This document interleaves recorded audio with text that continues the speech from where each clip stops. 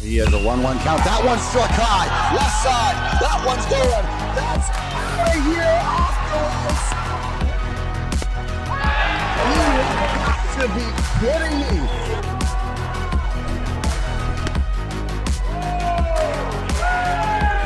Fireworks. Here you go.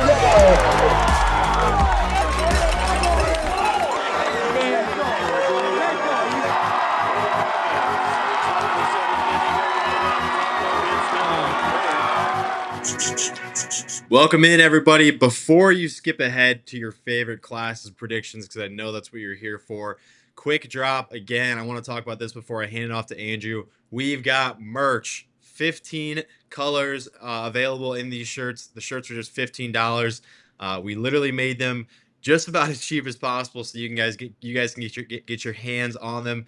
Great way to support IA Baseball and what we do. So if you're a fan of what we do and want to help us a little bit, and hey, you get something in return, you get a nice quality t-shirt, go buy a shirt. This should be linked on all of our socials. I will also drop a link in the YouTube comments so that when you're checking this out, if you want to go see the store and all the colors available, tons of great stuff. I mean, literally any color you can imagine, we've got it in here. And you can rep IA, and like I said, great way to support us and what we do. But Andrew, it's all you now.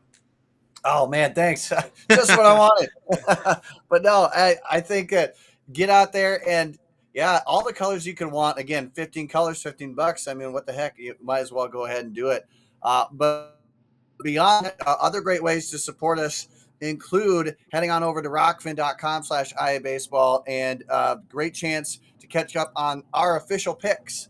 That's right. Kate and I go through, we look through, and we it's a fun exercise. Take it for what you will, but it's a fun way to dive into it. We got 1A, 2A up rocking. We'll have the rest here coming on up shortly, but yeah, head on over there.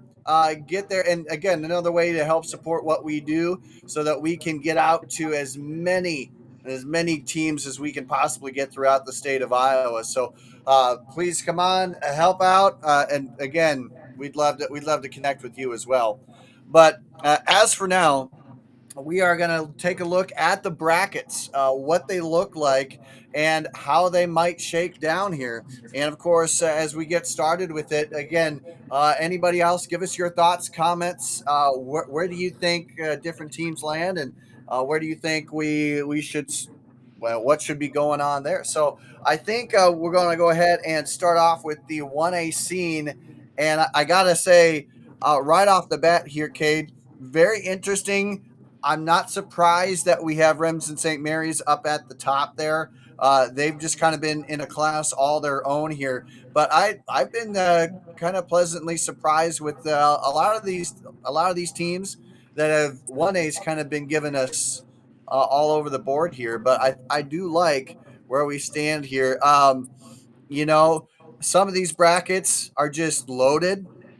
You know, any which way you look, there's going to be some type of that here. I'm interested to see a little bit on Substate 7. You got Lennox, Martinsdale, St. Mary's in there. You got a strong Bedford team in there that could really cause a lot of havoc. They're one of the more patient teams in the state in terms of, especially at 1A. But then, of course, I mean, I also look right up near the top in Substate 3, and you have South Winneshiek in there. You have Newman Catholic. You have Key. You have Janesville, and of course, you have a bunch of teams that could play spoiler in there. I don't know, any which way you deal it. Those are the two that I kind of looked at the most. Oh boy, put me on the spot. I'm not sure about the ones I have been looking at the most.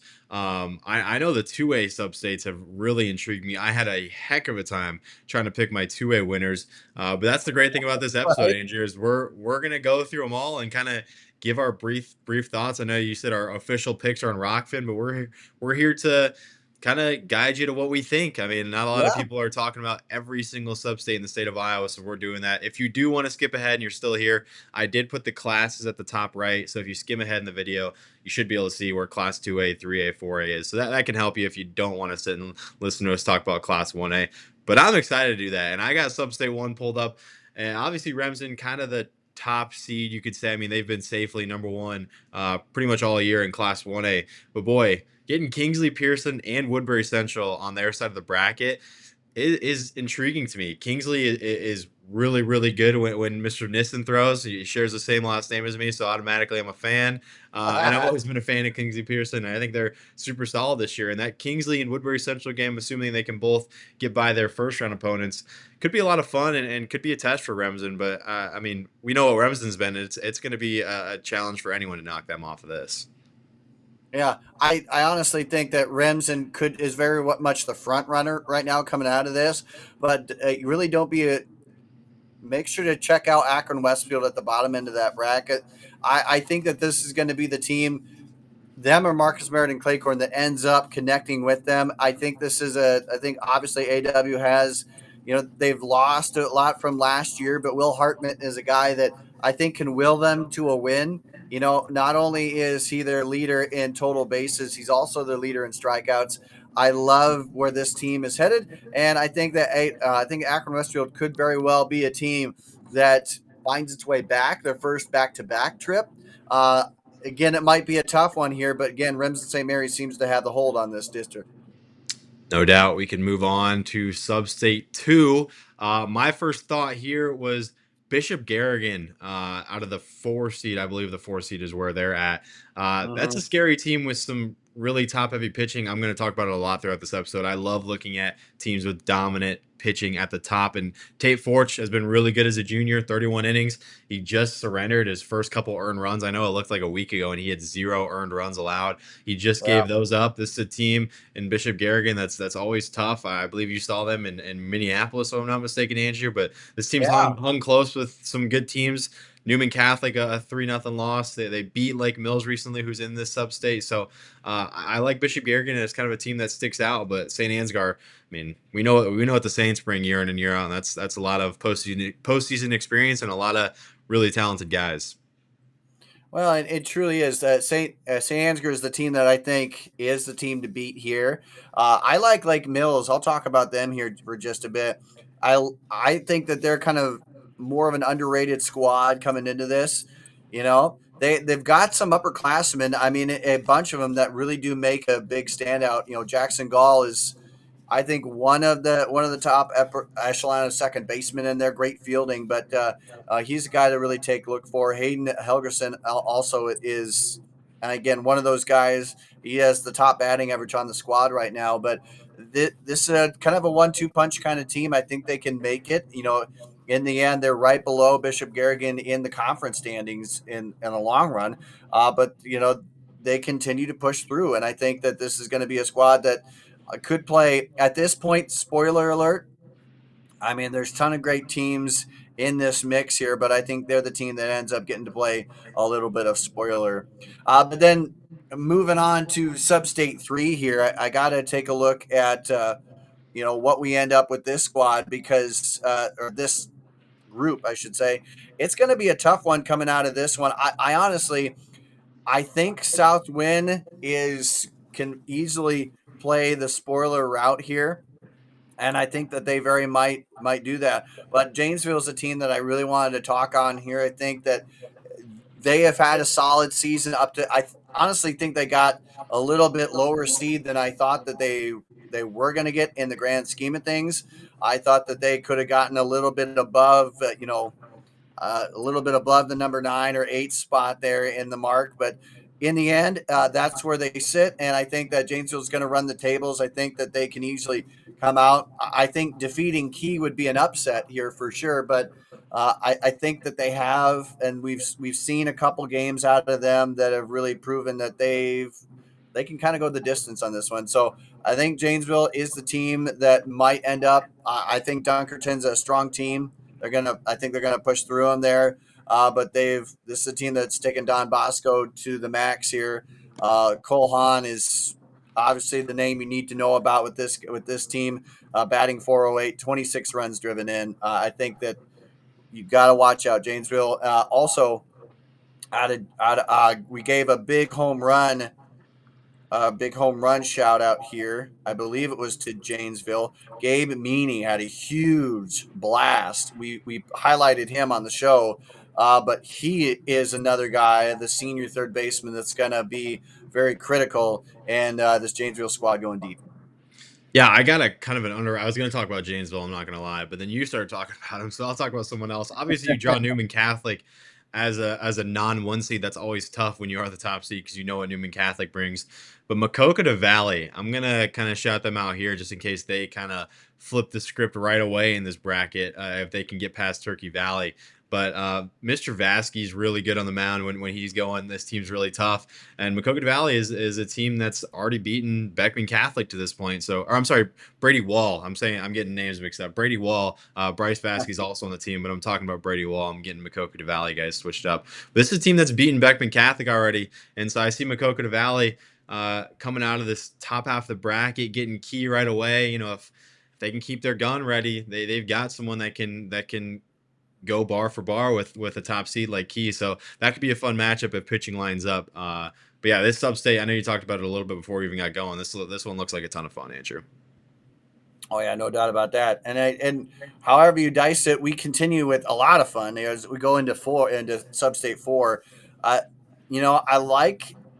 think this is going to be one of the more intriguing ones. The teams, not a lot of teams stand out. I mean, we've had Cinderella consistencies in BGM. We've seen them go very far. We've seen what East Buchanan capable of doing. Honestly, I think that there is a little bit of a. I think that North Lynn could easily end up taking this one. Um, I like what they're at, but a team that I honestly love a little bit more, the potential to take this are the Dons. I like Don Bosco. I like where they're at right now, and honestly, consistency is king for them. And this is a team sporting right over a 300 average right now.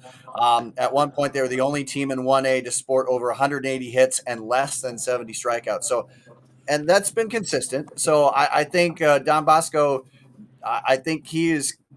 I think honestly, at the top of this, it's going to be tough in order to take down North Lynn. North Lynn's been consistent as well, but I think the Dons have found a way to be just as consistent with that. I can't get enough of what they do on a daily basis, and we've seen it in the end. We've had three different guys, obviously rock it well. Lover, Reginald, and I believe Schmitz is the guys that I have marked down. All three of them have suffered under 10 strikeouts up to the point of the brackets being released. So again, I think this is the team that has the patience to go. I see BGM and GMG in the first round, and that just immediately gives me flashbacks. Weren't those two teams that faced off with 8 combined wins a few years ago in a Substate final or a Substate quarterfinal or a semifinal or something? That both teams just went on some crazy runs. I just get core memories to that. But no, North Lynn and Don Bosco, I think this Substate looks a little bit more top heavy, I'd say. I mean, those two teams look like they could be on a collision course for each other in that Substate final, and that'd be a ton of fun if that can match up because both those teams very well deserving of a spot in Carroll at this point. But I mean, as we all know, only one can get there, and I feel like every time we talk about a bracket looking top heavy and we can see the final is just on the horizon, someone comes out of nowhere and just flips the script and turns the tables, and we end up with Cinderella making a run. So obviously I call this one top heavy. This will probably be the bracket that just goes totally wonky, but looks like a ton of fun nonetheless. Oh yeah, I think that. And by the way, BGM and GMG, that series all tied up at 4 in the all time. So this is not only you can keep your season going, but it's that tiebreaker. And yeah, they did go. It was an 8-4 ball game 2 years ago that they met in July. So that tells you this is going to be a good start to the postseason here for both those teams and for us. Gotta love that. But moving on to Substate 5 here, Sigourney being obviously the number 1 seed here at 16-1. But man, there's enough here that intrigues me, Cade. Enough that I think, I like Moravia where they're standing, 13 wins. Van Buren's also the team that knocked off, I believe, Van Meter to make a state tournament a few years ago. New London, we've seen what their resurgence back after they lost a lot of guys here. But a team that I think we have talked about time and time again, I think I'm going to mention them, They don't have double digits in the win column, but Hillcrest Academy is, I think, a team that's going to play a little bit of a spoiler route here. I like where they're headed right now. I love Liam Schrock at the moment. He's a guy that kind of defies the looks. Not quite a 300 average, but still 23 total bases, 15 RBIs. What that means is that when he hits it, it goes places, and that tells me that this is a squad that is very capable of turning a game on a dime here. And we've already seen some big wins out of them this year. They've kept it really close against some other teams. So I think, honestly, this is a squad that I think could play a little bit of spoiler here. Uh, this would kind of be their biggest test, honestly, as they go through. They've played teams like New London, Muscatine, and others, but they haven't won those games yet, but I think this is where they end up taking it. I like Hillcrest to be kind of that a little bit of a spoiler here, but honestly, this is very intriguing sub-state for me.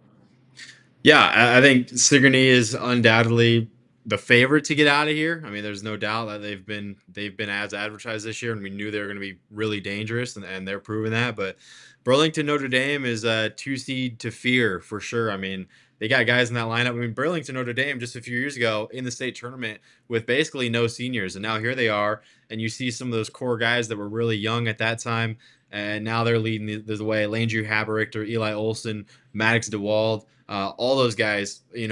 on or in our list at some point throughout the preseason or positional rankings or all-star, whatever it is. I mean, those guys, they got some hitters, and Payne Protzman leading the way, on the hill for them. So if this team can get the pitching to line up correctly and get some matchups to work out, Burlington Notre Dame and Sigourney could be a really fun sub-state final here.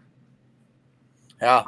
And again, so many. And anybody, give your thoughts on what yours are. I mean, who are some of the big matches? Anything there? Hit us up here. Hit us up on socials. Hit us up on ibaseball1@gmail.com. Great chance to connect with us there. However you want to do that. But now, as we continue to march right along, let's move on over into the next sub-state bracket. And I got to say here, for me, I know that you may have been looking at this already here, but I got to take a look and give a shout out to Southeast Warren, a team that almost took down Pleasantville. And I got to say, this is a team that's had a good streak. I mean, they've taken down Martinsdale St. Mary's, took down a good Earlham squad. Again, they took it to the wire against Pleasantville. And so I think, honestly, this is a squad that is going to play. I don't know about spoiler, because I think at this point they're pretty well known. I think that they kind of slid in. I honestly can see them making it to the District 12 championship. But beyond that, I think that they have a chance. But I will say one thing: when you lose a lot of guys like Linville Sully did from last year, including a Downharder who just kind of led that team and just was excellent. It's hard to still get 17 wins, and so I got to give them a little bit of shout out, just because that's a hard thing to do. That's a very hard thing to do. Really good. Kudos, round of applause to the coaching staff for keeping them going, and kudos to all the players there that make it happen. So Linville Sully, for me, they lost. Every team loses guys. Most of them do anyway. But Kate, I think that that's a huge round of applause for Linville Sully, because you just don't come out of it very often the way they do and the way they have. And so again, love what they're doing here. Love Landon Montgomery. I mean, you can't ask much from here. Connor Matson it's truly on his own tier right now. And those guys, Jack Baldwin, Richards, Gosling as well. I mean, truly, those are fun guys to watch day in and day out. And they have made it look like, okay, we're just going to make it again this year. So I think that you got to give a shout out to them. Yeah, the scariest teams in these sub-states are always the ones that are like right around 500 but have just an undeniable ace. And Collins Maxwell has a guy in Cooper Weirson, 45 innings, 73 Ks, and an ERA and WHIP, both below 1. He's been lights out. So I see Collins Maxwell as a team that could play spoiler at some point. Will they throw him right away against Colonesco? Will they try and sneak by and wait for Baxter? I mean, you don't know how that's going to work out. But those are always teams. I just dropped my phone. Those are always teams that are always super scary, and he stands out to me right here in Substate 6. And of course, on to Substate 7 here.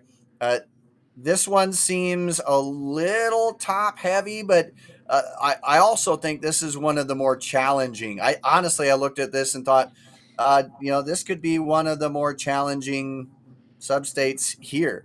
And, obviously for me, Martinsdale St. Mary's is in the lead, right? I think they're honestly the team to beat here. But you go down the line, Lennox brings a lot, but Bedford, I don't know if they've gotten enough love here. I don't know what you want to say. I like Bedford and how they're at. And again, pitching, they've been pretty solid here.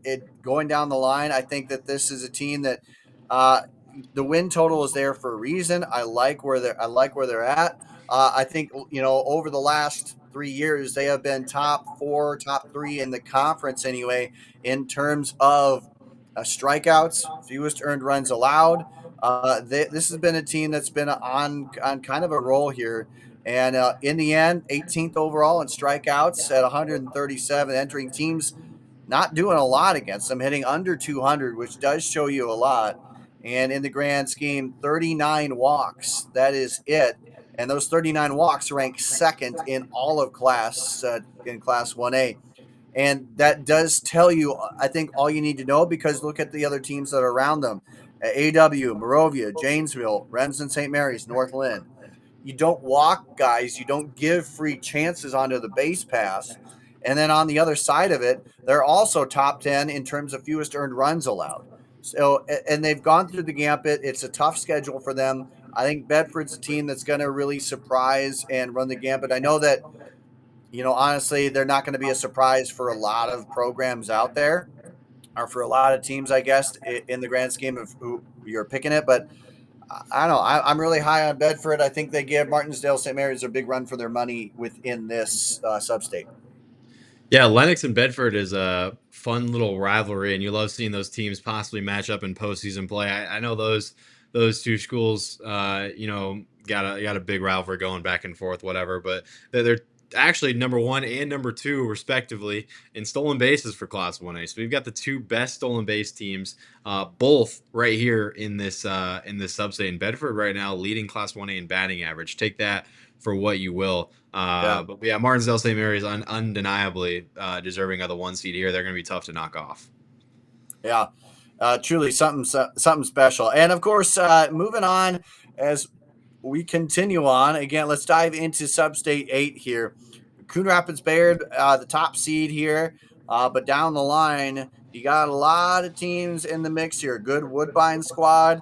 St. Albert's in the mix. Logan Magnolia has had a good squad as well. Honestly, this one to me feels more like it's Coon Rapids Bayard to kind of take here. Cam is an interesting team that I've been kind of had my eye on here just a little bit, but I think Logan Magnolia may be a little bit more overrated, or it's not overrated, underrated. Squad. I don't think anyone's counting them overrated by any means. But this is a squad I think is gonna. They don't have all the flashiest numbers in the world, but in the end, they're one of just 4-5% of teams to have over 170 total bases on the year. They're still hitting 315. This is a fun squad when you look at it. I think Logan Magnolia is underrated by a lot of different categories, but because they're not gonna blow it by you by any means. Their offensive numbers aren't just wow you, but they're just going to win. I mean, they got 13 wins under their belt for a reason.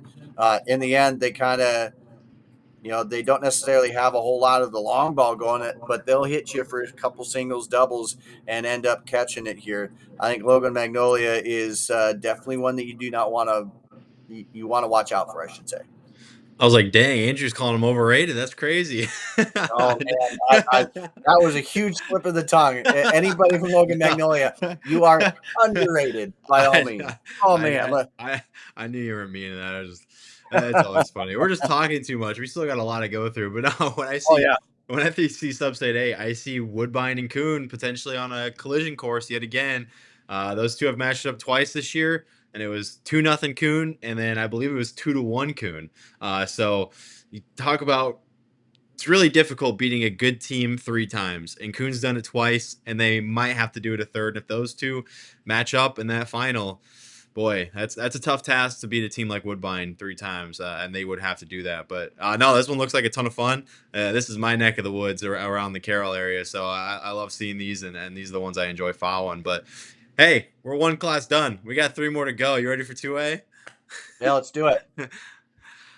Well, as we dive into 2A, right off the bat, Substate 1 for me, I found, gosh, I can't get enough of these, by the way. I absolutely love it. One of the things I love is I've loved Unity Christian and how they've been able to put a good season together. You know, again, you lose a little bit here, but in the end, you're able to beat a team like MOC Floyd Valley and put a lot in there. But you cannot overestimate Esterville Lincoln Central here. ELC, the Midgets, I guarantee you, man, you know, this is a team that right now they've had, up to this point, they've had 4 or 5 consecutive years of a Lakes Conference title. It doesn't look like they'll end up getting that here this year, but they could still play a little bit of spoiler alert here. And I love the teams that can play spoiler. I love the teams that can really go out and get it. I think this is going to be a squad that's pretty fun. But overall, as I look at this too, the matchups that I'd like to see Forest City, ELC, that could be a good potential one. But ultimately, down the road, you could end up seeing Ridgeview against Unity Christian, and that's a matchup that I have been kind of intrigued because Ridgeview, I think they've come on pretty strong in a conference like that. It's always interesting to see. They have put in quite the season so far. You know, just looking down the roster, they did beat a strong Kingsley Pearson squad. They won that one 10-9. They've had a good slate coming on up here, but I do like where they're sitting up, and this could be a fun ride. So Ridgeview, also one of those teams that, again, part of a Western Valley conference that they sit number 2 in. So you never know where this team is going to end up. But I'm looking forward to potential Unity Christian Ridgeview battle. Yeah, my first thing that popped off was OABCAG in kind of the play-in to get to Unity Christian. And OABCAG, I mean, they were 1 game away last year. They lost to Sheraton in that sub-state. That kind of flipped upside down. So they're going to be looking to kind of do the same. And I think they can. They got some arms that can do that. And obviously 10-4 to this point. But quickly before we move on, Pocahontas, 14-2. Both those losses to 3A teams. So that's a team undefeated against teams of their own class. They're led by a freshman arm, Blake Bunda. We haven't talked about Pocahontas really much at all, but we need to because that guy's a stud, and he needs to be talked about. Pocahontas area having a great team, and yeah, like you said, Ridgeview Pocahontas right away. That could be pretty fun. That'd be a fun little what do you call that, district semifinal, it looks like. But yeah, I mean, I talked earlier, 2A substates were really hard for me to go through, and this is only going to get difficult as we keep going.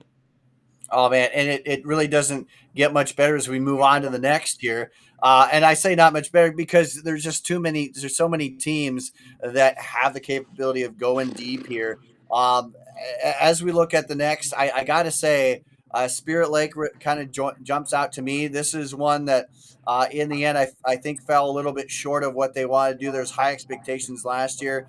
Last year they fell short to ELC, and we just talked about them. I like where they could possibly end up here again as one of the top 5 seeds in here. But I'm also really interested. Central Lion has also played spoilers several times, but Hinton is a team that I'm going to give a lot of love here. I think Hinton is honestly one of the more underrated squads in this, not only this bracket, but this overall.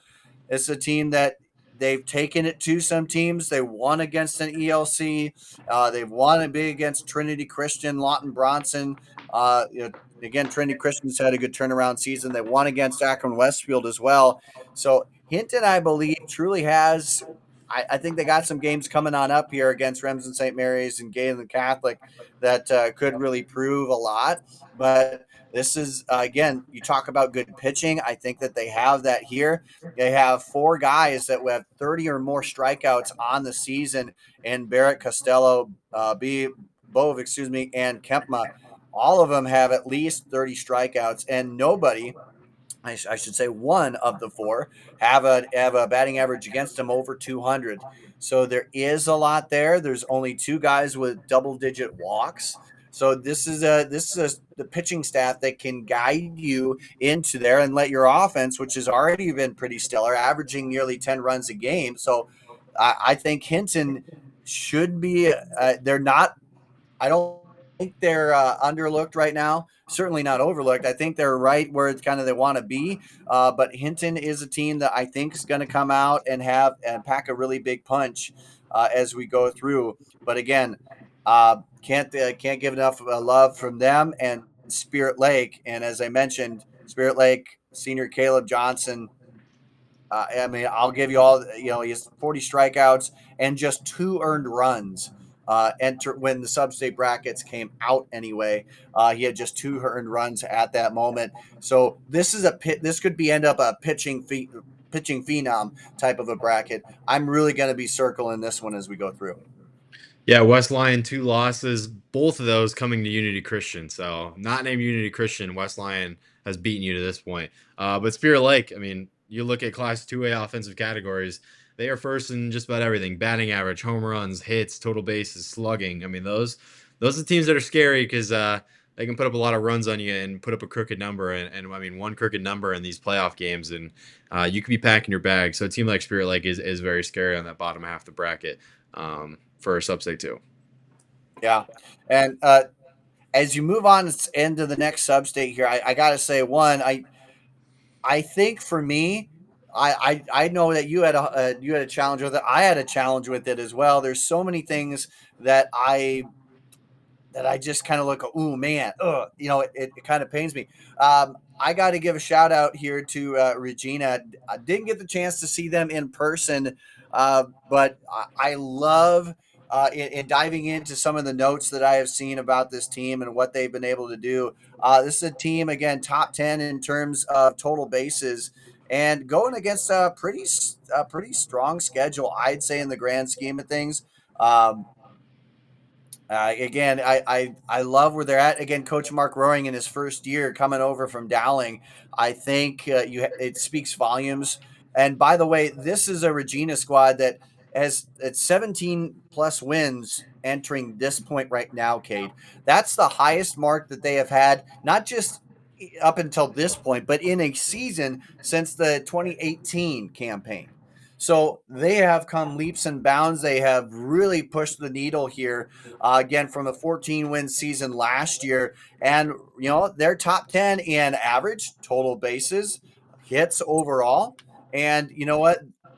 Teams are hitting still under 200 against them pitching wise. So I know that you and I are high on the pitching side of things, but I got to give a love to Regina because I think their offense is consistent enough to make it on to keep this team going to that next level. So I like where they're at. And again, I think that they're on a trajectory where they could go deep, and that, we haven't seen them at the state tournament for a couple of years. So I think that this is a squad that honestly is potentially a lot more hungry to get there than others. But I won't speak on any others, but I like them and where we're at right now. Yeah, the bottom half of this bracket looks like a ton of fun. Sumner Fredericksburg and Grundy Center is a super intriguing sub-state semi. These two matched up for the first game of the year, and Grundy won that one 5-2. Talking about Grundy, I hope I didn't jinx him, but Jarofsky's streak right now that he's got going without an earned run is extremely impressive. 30-something innings without an earned run. That's wild. But quickly, before we move on, Olwine over there in the play-in game to get to Grundy Center just swept Wapsie Valley last night. That's a ranked 2A team that you sweep kind of towards the end. Like we're calling it the dog days towards the end of the season. That's impressive. That's a team that's definitely still in this and a team that's ready to scrap. So I got to give some love to them because that's an impressive doubleheader sweep for those guys. No doubt about that. Again, it's always tough to do, and when you do it, you're in the right mindset.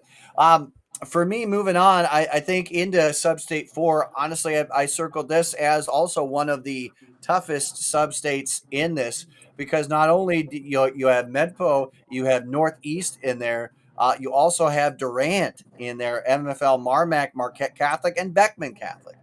All of those teams, I think, could earn a top 1 through 3 seed in any bracket that you go through. Marquette Catholic went on 11-0 run to start the season, and since then they have only had 4 losses up to that point.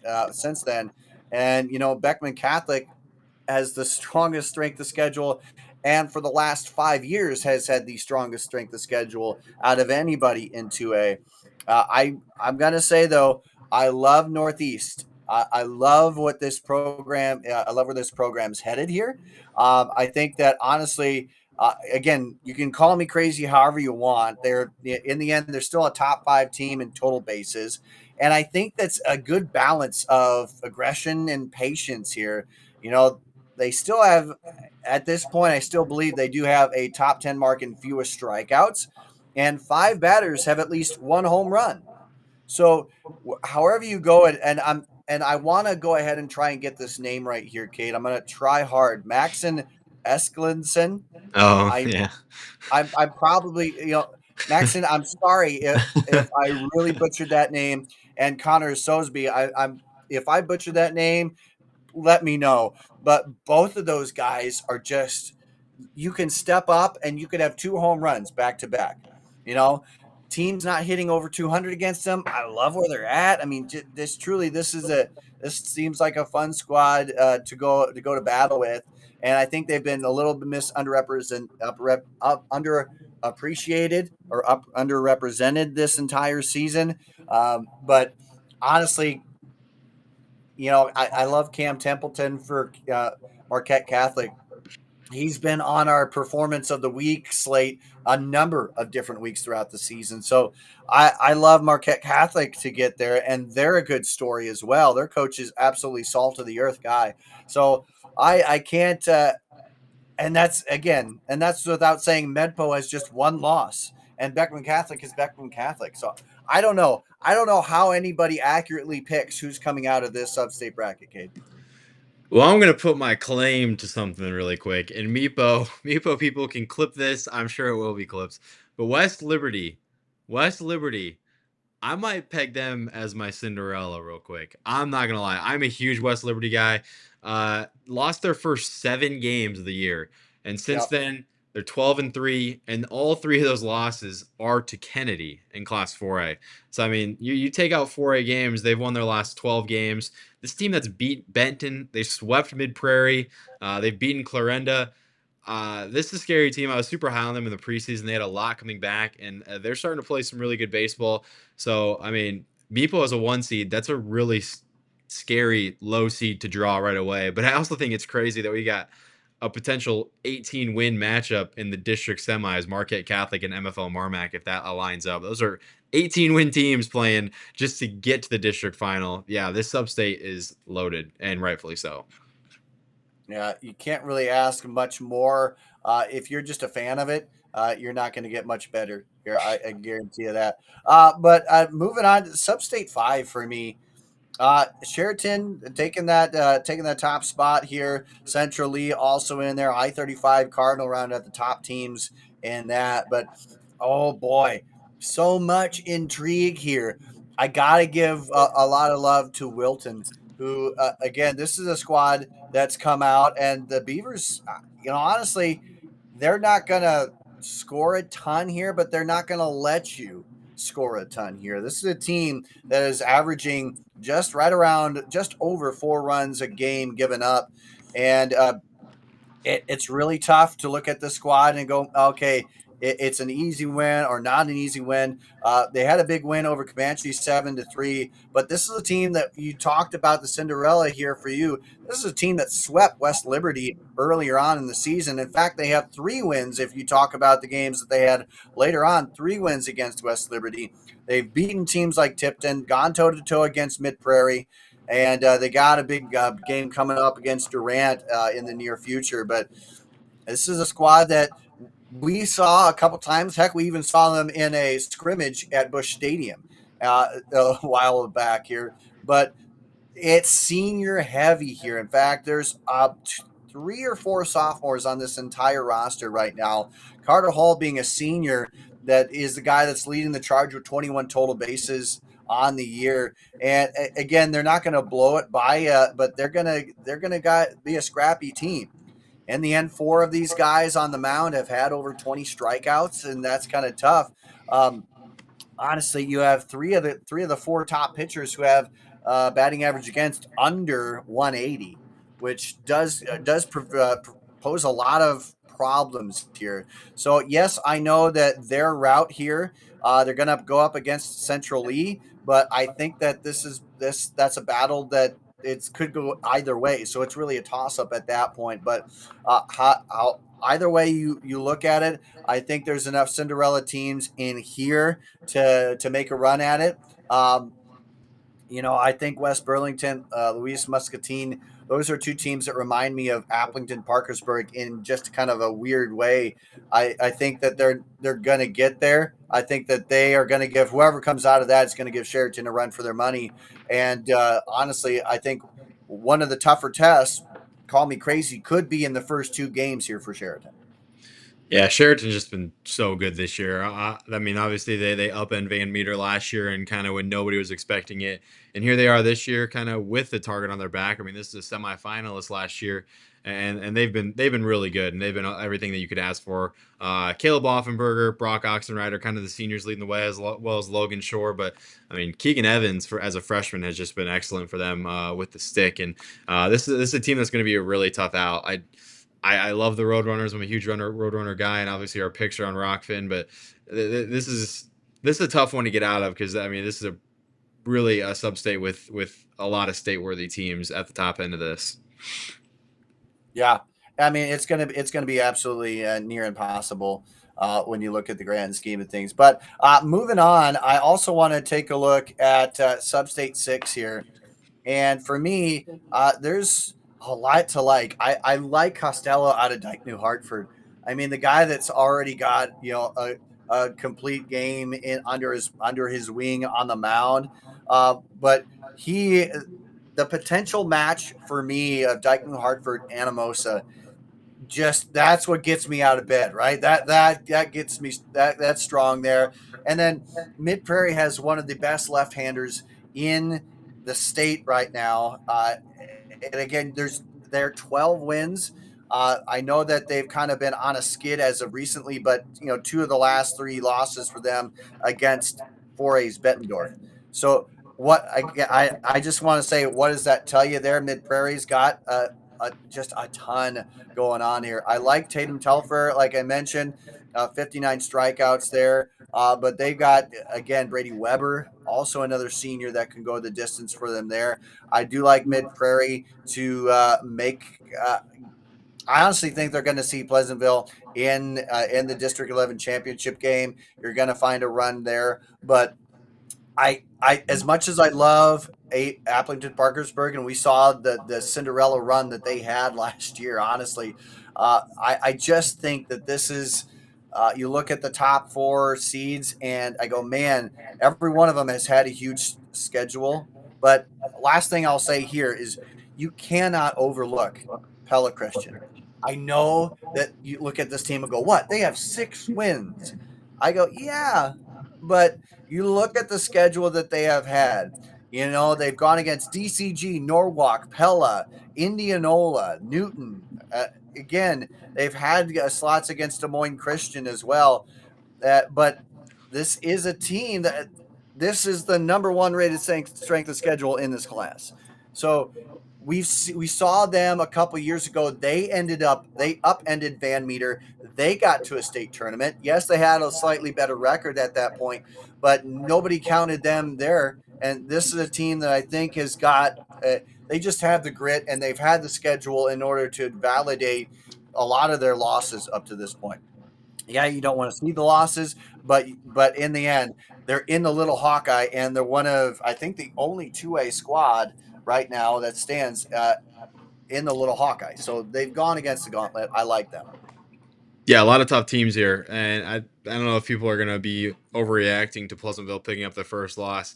Honestly, I think picking up the first loss before the bracket play is not a bad thing at all. Get that out of the way. I mean, there's a lot of pressure when you're playing on an undefeated record, and Pleasantville has enough target on their back already being the number one team, and I mean carrying an undefeated record would just add a lot more. So I'm not panicking at all with that loss. And Pella Christian's a good team. Boy, I think if I'm picking any of the 8 substates that I'm most excited to follow, I'm gonna think it's this one in Substate 6 though. This one looks like a ton of fun. Oh man, and if you love this, get a load of Substate 7. you For me, this may be one of the more intriguing ones because you have the pitching of New Hampton, the power of Roland Story, the patience of Van Meter, and you have the pedigree of West Marshall. Those are your top four. And then I think truly, this is a squad that this is 1 through 4. I love. I agree with that wholeheartedly where they're at here. But man, I got to give quite a love to Clarion Goldfield Downs. Right now it looks kind of like, man, 7-win team. Not really loving that. Certainly they've given up quite a bit. Pitching hasn't been their strongest suit, but one thing I saw when they played Bishop Garrigan is that, you know, this is a team that's gonna get you off balance on the mound. And if they get you off balance enough, Coach Nail and the offensive mind that he is as well, he'll go out and get you. This is a team that's nearly averaging 6 runs a game. I think that this is going to be an overlooked team. I think they do make it on against Van Meter, though. Van Meter's one of the top 2 teams in walks on the year and one of the fewest strikeouts. So this is a very patient Van Meter squad.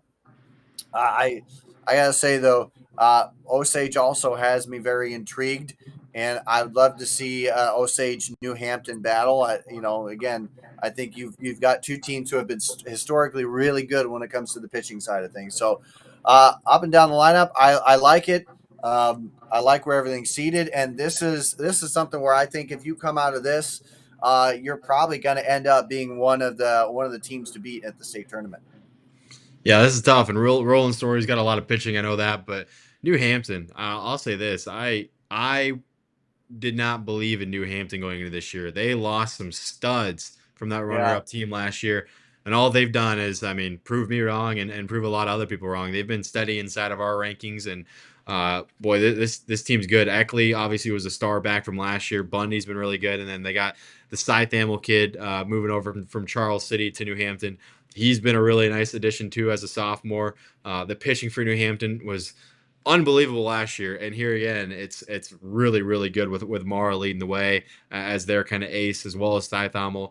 But boy, New Hampton, I think that's going to be tough. That's going to be tough to beat them, and possible. I mean, New Hampton West Marshall is going to be just fireworks, and a possible New Hampton Van Meter match is going to be even crazier. Yeah, you're right. This one lives just up to the max that like the last substate did. Every 2A substate has been just tough. Yeah. Again, just impossible, near impossible, as you go through the link here. But it's not going to get any easier as you look at Substate 8. I think this one at the moment, Underwood's to kind of take. Again, they suffered their first loss of the season recently, so I think they got it over with, and now they get the chance to move on. I think Red Oaks one of those teams that I kind of go, man, that's a sneaky pick in there to be one of the top 4 seeds here. But I think in the end, this may be Underwood, Tri Center to look at here. But again, Ogden is very intriguing to me. The Rowe brothers have the youngest right now. He's rocking it here again. He is looking collegiately bound as well, and I think that this is I think the Bulldogs have a chance to kind of upend things a little bit. They could play a little bit of spoiler here, but I'm really intrigued to see if they don't move on a potential Tri Center Woodward Granger matchup here.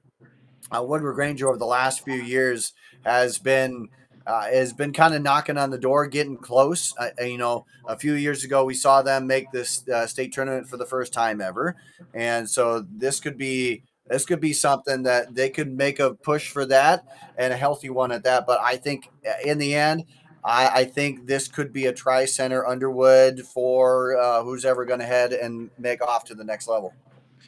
Yeah, I see Trainer over there in the play-in game with Brody Larson. He's been one of the better infielders in Class 2A overall, right up there with Lutt. But yeah, I mean, Tri-Center Underwood could be fun if it makes it that far. Last time those two played, that was a 2-1 ball game. Underwood, I mean, 17 wins. They've played some close games though, which I think is a good testament. Those top seeds playing in those close games, getting that experience in those pressure Yeah, packed situations. So I like seeing top teams still doing that. And they're playing some close games while also beating up on a lot of people because they're just that good.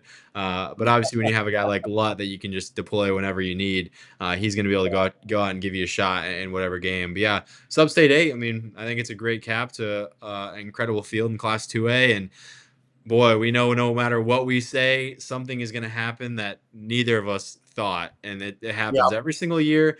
And it's just a matter of who. And I mean, it's why you go out and you play these games is because, I mean, it's now or nothing. It's now or never, I guess, when these games get going. But hey, we're yeah. halfway done. We're ready for 3A. Let's go. Yes. Oh man. And 3A, I think, starts off. You can't again. I think it's kind of a little bit of a repeat from last year in a sense because you get Bishop Heelan back at that top spot here, but Harlan, who has recently come into the rankings, they have been a fun team to watch. They've been a fun team to kind of navigate, see how it works there. But honestly, the two battles I am looking forward to potentially the most would come in the second round between potentially Heelan, Dennison Sleswig, and of course Harlan and Creston. I think Creston for me has been they've had good pitching the last handful of years. It's been really fun to watch with what they've been able to put. Creston, I think, a little bit of an underrated team coming in here, and Parker Varner is a big reason why they've had a lot of success. Over 40 innings on the year, an ERA of 1.5.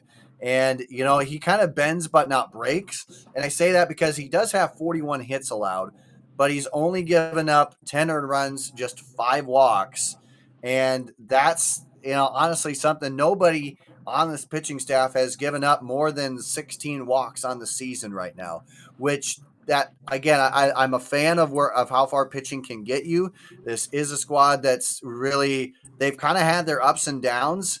They've lost to a Bedford team, but then again, they've won against Harlan themselves. So that's really a matchup why I like to see that potentially go down because they split earlier in the season.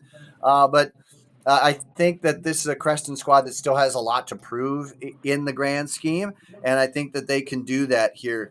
But again, I got the chance to see Bishop Heelan. I got to see him take down one of the hottest teams in 4A in a sweep. So I'm gonna be honest here. I'm a huge Bishop Heelan fan, but I'm also a big fan of Creston and Harlan. So those teams I like a lot to see where they can end up here. And this is honestly, I have some thoughts, but I think it's a crapshoot of who ends up coming out here. Yeah, it's basically the Hawkeye 10 versus the best of the MRC in Bishop Heelan right now, which I think is fun. But I mean, right when you think Heelan's kind of the odds-on favorite to get out of this, and they're probably the best team, you get a team like Harlan that they play you in those one-game scenarios, and the last few years they've come out on top when people probably didn't think so. So Harlan always a scary team, and the more years that go on, the more postseason experience those kids have. I mean, they've been at state how many the past years? This team is always tough to beat in the postseason, and they're going to be tough yet again. But good start to 3A Substate 1 for sure. Yeah, and honestly, huge shout out. We'll mention him again, Ethan Erickson. He, I believe, has 4 home runs on the season. He told me at the beginning of the season he was looking to hit that home run record. He's got a ways to go with it. I mean, he was fourth, I believe, in the single season mark last year at 9 home runs. But he has been just on a tear. You couldn't ask anything more out of him. But as we go along, Substate 2, I find is Western. I mean, it's the best of the West aside from Heelan. I want to say here because you got MOC Floyd Valley, you got Spencer, you got Sergeant Bluff Luton, and honestly, I'm a little bit, I'm kind of looking at it. I thought honestly that Sergeant Bluff Luton might come out as that 1 seed. I know MOC Floyd Valley just 2 losses on the year, but I will say if there is ever a team that I feel might have a little bit more pressure on it, it's MOC Floyd Valley. And I say that only because they've the 2 losses that they have had kind of uncharacteristic in the grand scheme. I know one of them was to Unity Christian. That honestly, we've seen Unity Christian be giant slayers before, and I know that the other loss that they had was against Sioux City East here for MOC Floyd Valley. But honestly, this is a team that routinely blanks their schedule year in and year out, and I think they'd be the ones to say that they were a little disappointed in the losses that they've had. Again, you're not going to fault them too much. I still think they're a top 10 team, but I think it's worth noting that MOC Floyd Valley is that top 10 team, and so I think we should grade them on the fact that they are. And I think it was a little disappointing to see them lose there, but I'm glad that they end up getting a number 1 seed. I think that they truly deserve at least a top 2 seed in this sub-state. I think that they've got a lot going, but I think a team that I think Sergeant Bluff Luton is a team you can't overlook here. I mean, this has been the team for the majority of the season, has been number 1 in walks and top 4 in terms of total bases. So they've had their splits. I mean, yes, have some of their games not gone their way? I mean, yeah, but they've had a tough schedule, and this has been a team that's just on the mark. Hunter Ector has had a little bit of injury woe here and there. He's kind of had to grunt out a lot of his at bats right now and a lot of his playing time, but he's really make it through. But they still had guys like Parker Luchin, who has been really, I think, one of the better infielders. I guess just overall players. I guess I shouldn't say just infielders on the season, but I love where he's at, where he's been able to play and at such a high level as well. But yeah, I mean, you go down the line, Tanner Clean. We've had him in our top player rankings, and he remains there as well. He's a guy that once again for the third straight year is going to have it's looking like 50 total bases. So this is a truly guy in the mix, but uh, I can't go without giving some love to Sioux Center, Hunter Van Zee. Again, one of the top stolen basemen in the state right now in Class 3A, I should say. He has been fun to watch, and I believe yes, he is number 1 in all of Class 3A in stolen bases. He's going to be a guy that really gives a lot of havoc, and this is one of the best seasons that Sioux Center has had recently. So I think Sioux Center could be a big spoiler alert. Yeah, I see Spencer Storm Lake, and that one looks like a ton of fun. Spencer, this Severson kid has been extraordinary. He probably hasn't gotten enough love to this point. He's been excellent with the bat for them, and he's a big reason why they're at where they are. But boy, drawing Storm Lake is tough right away because odds are you're going to see Mr. Dvergston, and we know what he does. He goes out and he punches people out, and he wins games for Storm Lake. So that's an intriguing first round matchup. But I agree. I honestly thought SBL was the 1 seed when this came out. Not that it really ends up mattering, but yeah, I think SBL, you could 100% argue that they should be the 1 seed, but MOC in their own right, I mean, they've done everything to deserve it as well. So Substate 2 looks like it's going to be fun. And that's without mentioning the great things that we're going to see in Substate 3 here as we move on. I love that the High School Athletic Association did this. Recently, Humboldt and Algona battled it out and split. And again, Algona had only 3 losses up to that point, and they split the doubleheader. And in the end, here you got, I mean, we get it now in postseason. Like, yes. Yeah. I mean, potentially. Let me stop by and say Charles City, Clear Lake could end up rolling the tables here. Clear Lake has been a strong team this year with 11 wins, but we potentially get Algona and Humboldt and a rivalry and a big matchup there. But I'm also interested to check out where Boone goes from here, because Boone is one of the most intriguing teams that I have seen across 3A in quite some time. I would love to end up seeing a rematch here of last year in the state tournament there again in the second round of Substate, where Algona won that one by a shootout 2-1 here. But, uh, you know, Boone is a team that I just find a little bit, to some people, maybe infuriating, because they got England, Moore, Davies. I mean, Davies has 20 walks on the season. That's top 10 mark there. And you got these guys that are Moore with 27 total bases, England at a 479 average. And you go down from Bowers, Lindahl, and Youngblood. I love what this lineup has. It's just the question marks that arrive have consistently been on the pitching side of things. You know, are you going to handle? Are you going to be able to go and have a 2-1 type of a game? Can you come out on top of that? And I think they've answered for the most part that this year. They've had some really tough losses. Again, only 6 on the year, but Boone for me just is intriguing. I like where they're at. Again, Hampton Dumont Cal, they've taken that, they've won that battle 6 times. But this is a team that has gone so back and forth. Winning that, you were there in the season opener in a huge shootout, 14-13 against Des Moines Christian. They can still split with Sadell.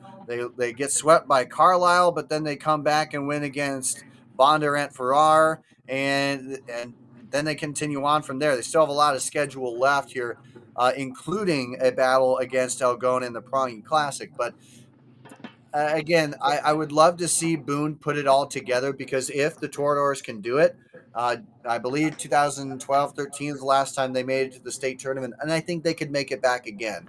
But they've got to be a complete team, and that's still one of the question marks that we see around this team. Yeah, I mean, first off, I was at the Algona Humboldt doubleheader, and boy, that was a ton of fun.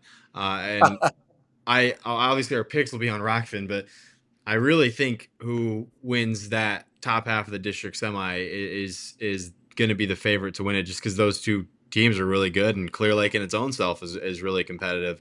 But Humboldt got a guy back, I think is noteworthy. Valley Davis is back. He missed part of the year. I'm not sure exactly what was going on, but those were his first games back, was in that Algona doubleheader, and he ended up going yard in game 2 off of Ulrich, which is tough in itself. So Humboldt just got a little bit stronger. And I mean, he's a big kid, swings left-handed, and he looked good for his first games there. So that's definitely something to note when you're taking this into account. And they've been excellent without him, and now they're getting him back. So yeah, no doubt. Substate 3 looks fun, and I mean, Algona was deserving of a 1 seed, but this road's not easy, and it shouldn't be. It never is. It's tough to get to state. Oh man, and it's going to be that way as we go throughout, including Substate 4. I obviously Wahlert has been the number one. Has been only one of 2 teams in the state to stay at number 1 in the preseason and remain number 1 as of now, anyway. But one thing that's intriguing for me is I like how they shifted this up, because I had a conversation with Fodi Rogopoulos after the game against Western Dubuque, and they said, man, we'd love to see them again. And it's good to get this win, because I have a feeling we're going to see them in our bracket. And voila, you get Wahlert Catholic on the very opposite end of the bracket. You get Western Dubuque. And in a battle of the Substate final last year, nonetheless, against CPU, CPU is I don't want to say gutted in a bad way, but they had a lot of upperclassmen last year that took them to the state tournament. But still, I'm going to keep my eye on this one. They've given us quite a matchup there. But then I really want to give a shout out here to Independence. For most of the season, they're hovering around 500. I mean, they've had a little bit of skid as of late here, but honestly, this is the team that I like, because I think that they, yes, can. I want to say spoiler, Cade, but um, Andrew Rottinghouse and Christopher Meyer are 2 guys that I think you have to put a pin in and keep that pin in there. Those guys, there's not a lot of teams to have multiple guys in the top 15 to have in terms of total bases. This is a team that has it. So in a one or done scenario, I think that Independence has a great chance. In the end, they're probably going to be a team that ends up. They're going to be the team that ends up, I think, facing Waller Catholic, and it would be an upset, but I wouldn't. It wouldn't be the most monumental upset, I think. And I say that because Independence has really stormed back from the days of the BD era and so forth. I like then again, I like West Delaware where they're at. They're making a good push. So we've seen both of these squads last year up and during the regular season or the postseason, some big time names. And so this to me may not look like the most buffed up bracket, but I do think that this is a bracket that could shake things up in terms of the state tournament. So, what we'll see, will we see a third straight trip here for the Golden Eagles, or will we see Western Dubuque get back out of it? But I like the matchups that we have right out of the bat. I think this is the most exciting first round bracket in my estimation. Yeah, maybe not the deepest overall as far as you look at like baseball ranked teams. I love looking at where we have teams ranked and how many get in. But you got to think Waller Catholic, wire to wire, number one. They deserve a pretty good draw. I mean, they've been the best Yep. team in Class 3A to this point, and I think they got it here. Obviously, tough teams you got to beat. A lot of good baseball you have to play yet. And how about Decorah? Quiet 18 wins. That team is well deserving of hosting that bottom half of that bracket, and they get to do that. That's a fun team to look out for. But I mean, yeah, this is the number one team in Class 3A, and we can see if they can make it out of Substate 4. Yeah. And again, you got to love all the storylines that are going there. Waller Catholic has used the least amount of pitchers, I believe, in anybody of 3A. I was looking through trying to get all my notes calculated. Didn't finish it up yet, but they have routinely gone out and put up one, two, maybe three guys in the last 10 guys. In the last 5 games alone, I believe they haven't had to use more than 3 pitchers in a game, which that does speak volumes to where they're at right now. But moving on, I again as we get into the midway point here, this is one. Substate 5 is a bracket that I looked at right away and thought this could be tough.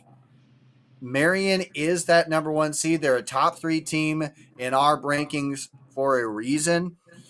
This is a team that has routinely they've been at the state tournament year in and year out. They're just kind of a staple here since winning it all back in 2021, and I think they continue to march right along here. So I like. In the end, I'm going to say that it's kind of theirs to lose, but I want to give a big shout out to Mount Vernon, the Mustangs, who started ranked in our top 10, their top 16 rankings. They bumped out a little bit, have came back in here, but honestly, I think this is a squad that's very much an underdog here. And I say that for a number of reasons as I make sure I bring up I wrote it all down because I was so excited about this, Kate. I just kind of wrote it down and in a fury of activity got something out there. But in the end, I want to give a shout out to this Mount Vernon squad because 2 years ago we saw them. They were on the doorstep of making a state tournament. Last year, second round, got so close. They ended up going against a Hot Wallard squad at the time. But this is a squad that obviously Colin Bentley, who is on pace to potentially break the single season stolen base record. He's already, again, near or have already broken. I'll have to go back and check Mount Vernon's stolen base record here. But I do want to give another shout out here to Eric Lamb, first baseman extraordinaire. This is his first full season as a Mount Vernon Mustang. Comes on over from South Carolina of all places, and he ended up with ACL surgery. Storms back here, and again, he at one point 11 doubles on the season through the last couple of games. I'll make sure to check up that was a top 5 mark across the state here, and yeah, he still remains tied for second overall with 11 doubles on the season, 397 average. This is a team that's now gone from the last 4 years we've talked about and being upset bids, upset bid, upset bid. I think they are the most known lower seed in the entire, I think, Class 3A field. I truly feel that way. I think Mount Vernon has a huge chance of making it deep. Again, you can't overlook Central DeWitt and what they were doing last year, but if any team is going to upend Marion and make it deep, I think Mount Vernon is going to be that squad. I am a full Mustang fan at the moment right now. And then, of course, that's without mentioning Assumption, Grinnell, or Solon. So, I mean, this is a pretty loaded one here, Caden. And without all that word vomit, now it's your turn. Yeah, I'll just add.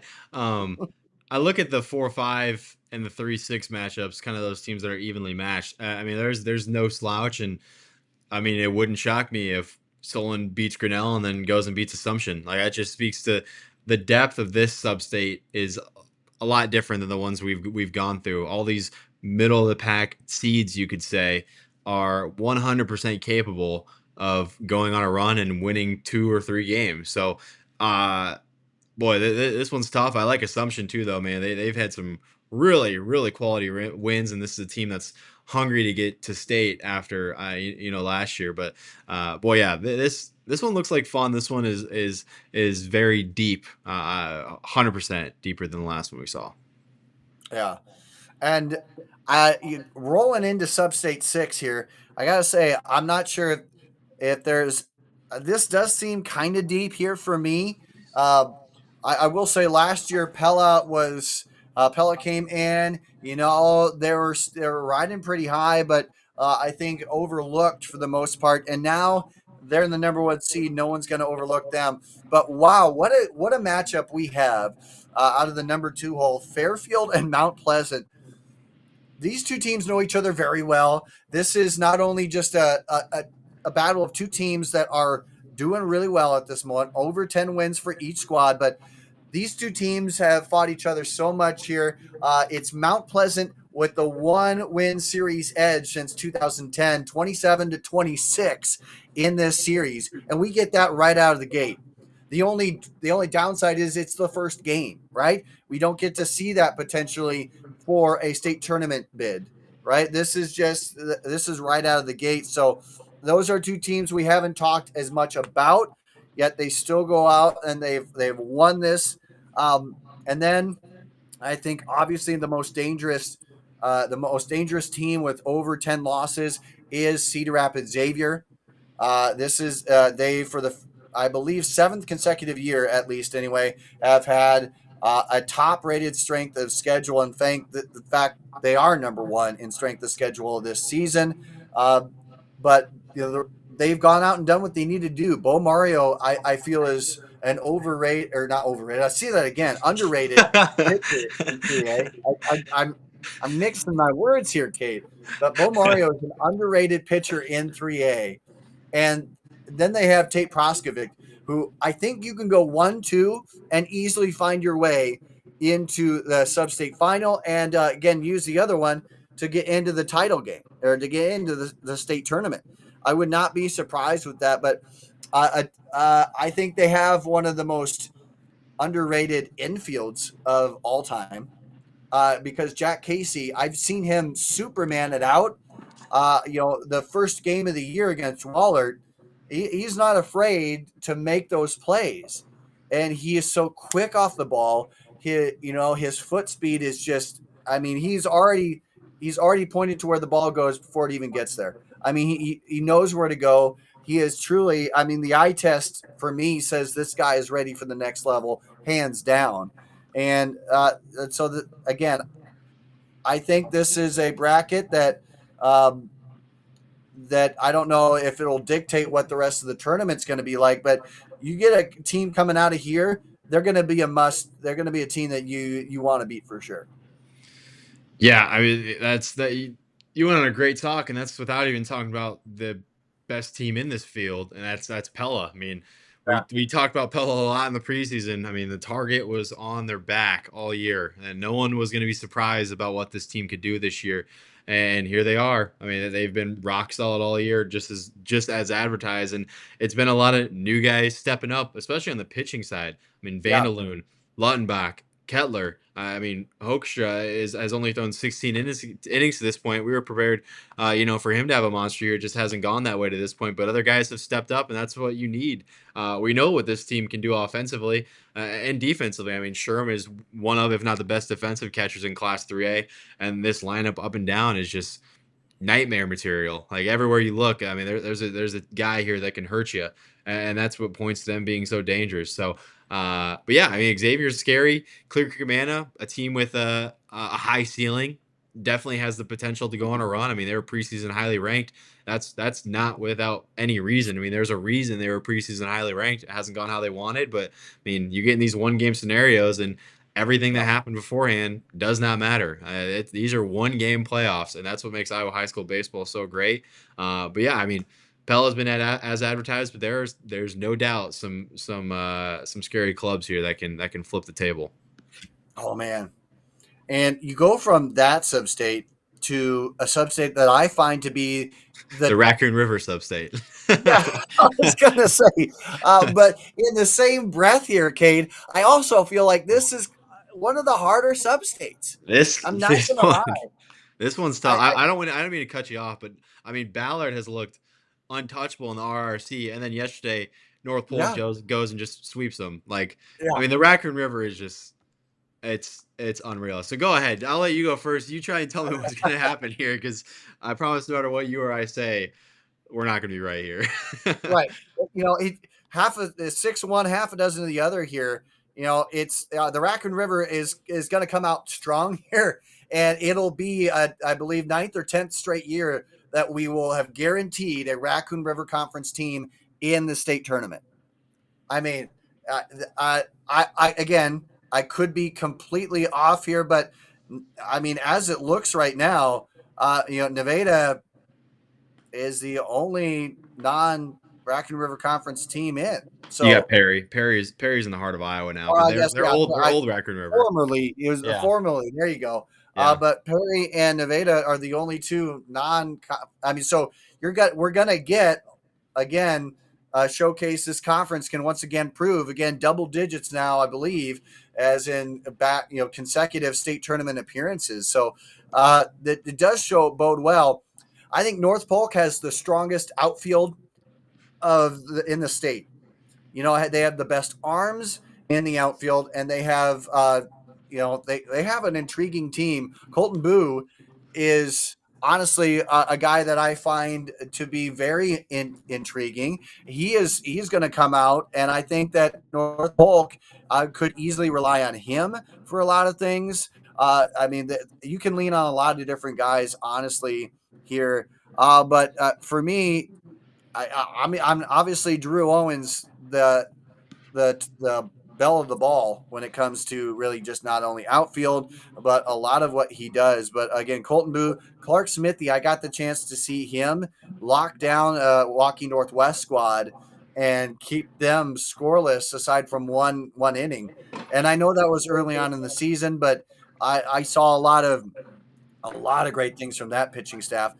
And then I go out and say that I think Carlisle may be a little misrepresented in terms of where they're placed, because throughout the majority, if not the entirety of this season, they have been top 5 in overall pitching in 3A. Mowinkle and Johnson are two back-to-back guys that I don't think you're going to get two better guys. You may match them, but I don't think you're going to get better than those two guys. And this is a squad that 2 years ago we saw them make the state tournament. Why? Because they had a top 10 pitching arsenal. They get it again this year. I mean, history tends to repeat itself here, Cade. I like Carlisle because I like the depth they have at pitching and the length that they can take that pitching. How many times in the postseason, let alone the state tournament, do we go, this team is really getting tested on their depth once they get later on, and we see teams falter because they don't have the depth and pitching to go. And we're still bound. I wish that the High School Athletic Association would suspend most pitching rules for the state tournament, because you're not going to get the top pitching matchup in the games that matter the most if you get that far, right? And so I think Carlisle, though, however, has the ability to go deep and still be as effective in pitchers 3, 4, and even 5. Um, again, that's without, as we mentioned, Ballard, who's been again just as stellar and the biggest riser through our rankings over the course of the last 3 weeks. So I don't know here. In the end, you still got Winterset. We know what they did, several years ago, and making it back to back. So I mean, who knows at this point, Cade? Yeah, few things that stand out. First off, I mean, I don't know how many substates can say that by postseason time, we're probably going to have 7 teams with double-digit wins in this field, assuming Bonnaroo and Nevada both get one more. I mean, that's pretty impressive in itself. Another thing that stands out, we talked about North Polk just going and sweeping Ballard. North Polk just took the Raccoon River Conference lead. They are 8-2 in the conference, and they're the 4 seed. I mean, and I know the association, I mean, they didn't know that. They didn't know that North Polk was going to go sweep the North. But you got the number 1 Raccoon River Conference team as a 4 seed, and you've got the second seed in the Raccoon River as the 1 seed. So it just shows the disparity. And heck, by the time the postseason comes around, those numbers are kind of probably going to be way different. But quickly, I mean, the first thing that stood out, Carlisle and Nevada right away. Mr. Hinson from those Cubs has not given up an earned run yet. I saw him throw. He is up to the hype. I mean, that kid can bring it, and he gives those guys a shot every single time he throws. So that pitching matchup right away, Carlisle Nevada, that could be a low scoring kind of slug them out. One weird run that crosses could be it. I mean, that looks like a ton of fun. But I mean, this could go literally any single way, and nothing is going to surprise me in this sub-state right here. But that's what makes it fun. And another shout out to Nevada. Anthony Eaton, triple digits in hits in his career. Only 3 other Cubs have said that they can claim that mark. So he is now in rarefied air. And you got some senior leadership who have just been able to find ways to hit barrels every single game out. And he'll be leading that lineup. So that's not by all means, Carlisle not a lock. Especially, and I think it's due to the fact Nevada was there. If you had another team in there, maybe, but I think Nevada makes it so that it's not a lock for them to get out of that first game. But also, as we wrap up Class 3A, you kind of do so in style. I will say this here, Kate. If you told me that, hey, you have Sadell, Des Moines Christian, Benton, Oskaloosa, I would say, okay, you know what, Benton, Sadell, looking at the top seed there. And you know what? I probably would have been right there in the end. I think Sadell, over the course of the last 3 years, have grown immensely. You have guys wanting to come to this program and be a part of it. I mean, the Gebhardt legacy continues to just absolutely produce. And I love that fact. It just gives me chills because I love Coach Gebhardt. I love everything that they got going there. And they have, I think, arguably, I talked about, I just got done talking about deep a lineup here on the mound in terms of pitching. Sadell has that. And, you go down the line, Mine, Hicks, and Townsley, and then you get to Van Houten. All guys who have produced over 40 strikeouts here in the year prior, and of course this season, and they continue to just roll. They've got depth where it matters there, and then now they've got the offense to prove it. Cam Jorgensen, again, in top 3 in terms of total bases across the 3A scene. He has been he came in, I didn't know much about him, but now I can't forget him. Like that's the impact he has had. Sadell has been really big. I think that honestly Centerville's strong, but they're gonna. I honestly see Sadell making it because they got upended last year and it was kind of an upset then. I don't think we're going to see that now. But I think perhaps one of the bigger storylines, Kate, is that you have Benton, who has the most wins out of anybody in this field right now. They're sitting there at the number 3 spot, and I was kind of curious because I thought if they didn't get the number 1 seed, they would have gotten the number 2 seed. And there are only 3 teams in the Substate 8 bracket who have strength of schedules higher than them, and the 2 seeds above them do not. So for me, I kind of went.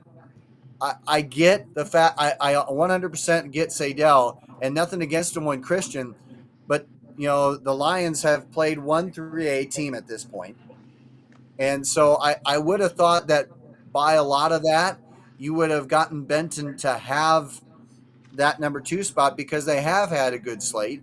The WAMAC provides a good slate for them. Um, I think in the end it's semantics up to this point. Benton has been a team that's proven themselves, and I think they're going to prove it again.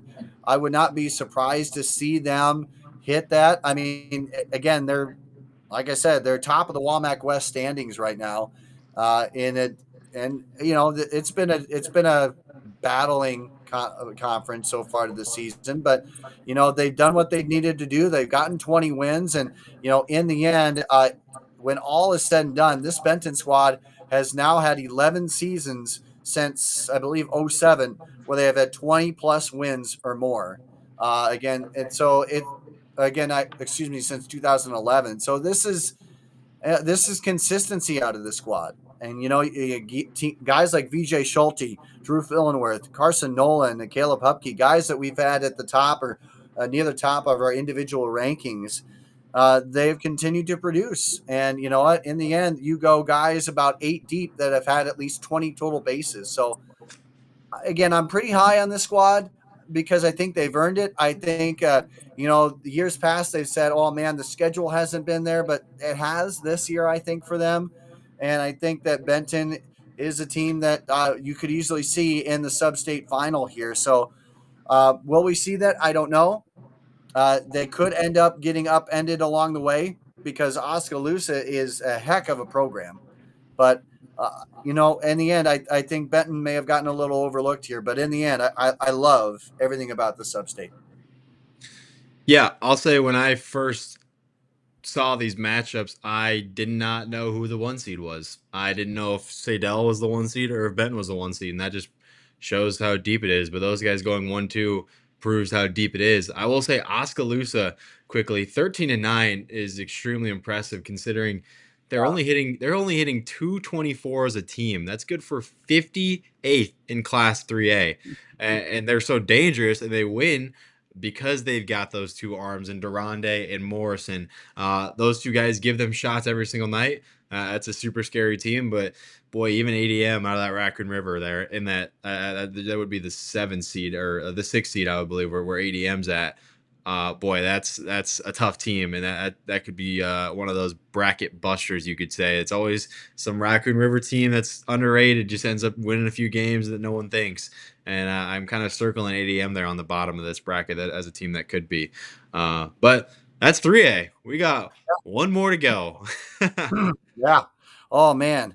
And I think 4A right out of the bat gives you again, a battle of Sioux City for the most part. But you have 3 Sioux City teams in this: Council Bluffs, Lincoln, Lewis Central as well, and again Dallas Center Grimes in this. I think this is maybe not the deepest, but honestly, it could be. This is the most intriguing for me.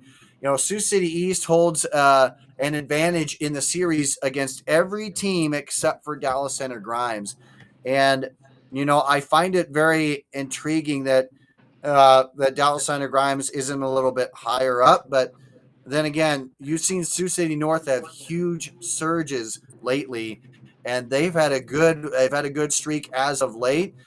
They've been, in the end, they've had 4 out of their last 5. They split with Bishop Heelan, all that kind of stuff. They've had some big wins this season, and they've done what they needed to do, and they've gotten the job done. I think in the end, they don't have the Shunks of the world right now on the pitching staff, but they still got a decent pitching staff in the end. Chamberlain, we talked about him last year. He has come up and he's done what he's needed to do. Cal Walrod, Josh Morganson as well. They've been pretty good on the mound to keep this team in. And once again, going to look at potentially 20 plus wins on the season here. So I will say the most intriguing matchup for me is the Lewis Central Dallas Center Grimes game. Lewis Central, they've been in 3A for the last handful of seasons here. And so I think they've been the most quiet team, not in any negative way. They have 18 wins, so there's nothing to go against them there. But they match up against DCG perfectly. I mean, both teams averaging 7 runs, just around 4 runs allowed per game throughout the course of the season here, and they're nearly identical in doubles, singles, triples. And of course, DCG just 4 home runs off or ahead of Lewis Central. So the most even matchup out of this first round comes in this game.